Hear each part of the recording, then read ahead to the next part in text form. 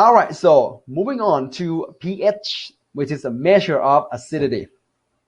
Okay. All right, so if I have to rank, imagine, let's say who's an actor? Let's do Leonardo DiCaprio. Do you like that? Like, let's say when he was younger, which was like in Titanic. Did you watch that show? That movie? Or let's say Bradley Cooper. Anyone like Bradley Cooper? Okay. So if I were to place Bradley Cooper or Leonardo DiCaprio onto the scale of hotness, how hot is he? If he's really hot, so 10, from 0 to 10. 10 is like Chris Hemsworth.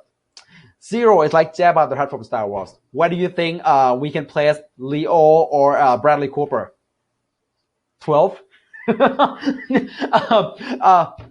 Anyway, so it's just fun thing to talk about. So here's the thing though, when you as a human, so we are human, we always put scale on anything. Sitting on campus or in a restaurant, a hot male, female walk by and we say, hey, look at that guy. How hot is he? Give me a number, 0 to 10. As a human, we always put scale on everything. If you don't believe me, let's take a look here. Weight, we put scale on weight, right? So on a scale, we want to know how much an object weighs, so we put on the scale. Temperature, we have scale, and we have multiple scale: Fahrenheit, Celsius, Kelvin. Pick one if you want. pH, acidity. We also put a scale on pH as well. So as human, we put scale on everything because when we have a scale, it's easy to compare, right? I mean, it's really common, easy to compare. The chemists deal with a lot of solution. Some of them are more or less acidic than the others, right? Being able to measure the acidity of solution provide many benefits. I'll give you some example here. The pH of water and river, so it tells you if this environment is safe, is it habitable, right? Acidity of the blood tells you the health or related issue with that person, with the patient. The acidity of drinks or food, it tells you is it safe to eat or drink, whatever for consumption. The pH acidity of detergent or alcohol wipe tell you the usefulness of these products, right? And lastly, the medicine, the pH really critical because it tells you about the effectiveness and safety of the medicine.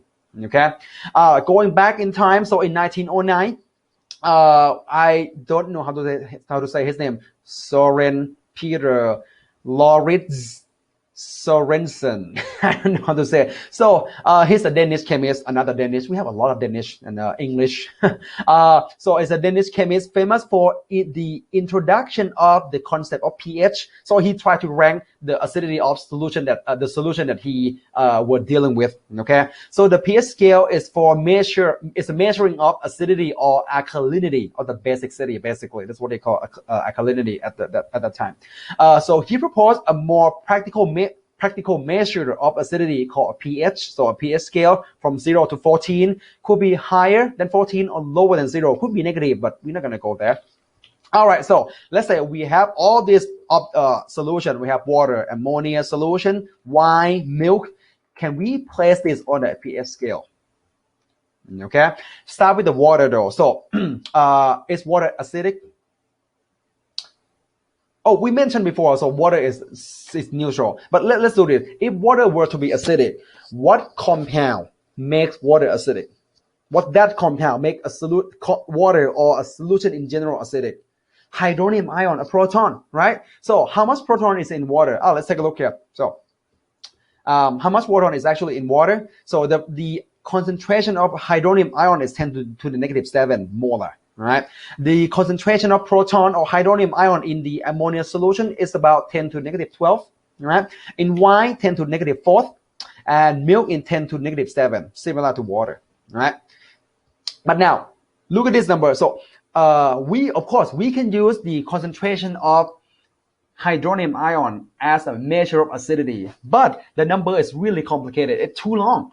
We try to keep it really short. Right, and so Professor Sorensen came up with a way to make all these numbers a little bit shorter, and you can compare acidity a bit more convenient. So using a pH. Okay, pH is defined as the negative log of the concentration of the acid, proton, hydrogen ion, whatever, same thing. All right. Now, to calculate the pH of water, all right, basically negative log of the whole thing, negative log of 10 to negative 7, right there. And for the property of log, you can take negative 7, put in front of the log. So basically, you're gonna get negative 7. Okay, I'm saying one more time. You can look up on the internet. So the property of log, the coefficient of the number behind log, you can take the exponent, which is negative 7, and take it and move it to in front of log. You can do that, all right? So you're gonna end up with negative 7, which is 7, and log 1 is log 1? No, log 10 is the whole thing is 10. Log 10 is 1. So but inside is 1. So you get 7 basically. Okay. So if the pH of water is 7, put 7 right. I'm gonna put on the scale, so 7 right in the middle. All right. All right. In your calculator. So if you have calculator, so let's try use calculator together. All right. So pause the video. I want you to calculate the pH of the 3 solution down here. Okay. Pause the video. Do on your own first, and then check. All right. So if you pH of hydronium ion in the ammonia solution, so negative log of 4 times 10 to negative 12. Watch out real quick. When you use calculator, when you type, you have to type negative log parentheses. Don't forget the parentheses, right? 4.0 times 10 to negative 12, and then parentheses, close it. If you don't have parentheses, so you negative log and 4, and then times 10 to negative 12 on your calculator, the log will apply to only 4, not 10 to negative 12, and you get a weird number. Right? Log should be very easy and simple number. Right? All right. You should get 11.4, and 11.4 is on the basic side. Nah? Y, the pH of Y, same thing, negative log, and don't forget parentheses, the whole thing. 3.2 times 10 negative 4, you should get about 3.5. So Y is a little acidic. That Y is a little acidic. And so the milk, negative log of 3.2 times 10 negative 7, you should get 6.5. So a little bit more acidic than water, but still in the neutral zone. Okay? Yep, that's the concept of pH. It's really simple. All right? All right. Here is how we measure a pH. Okay? Let's take a look on the next.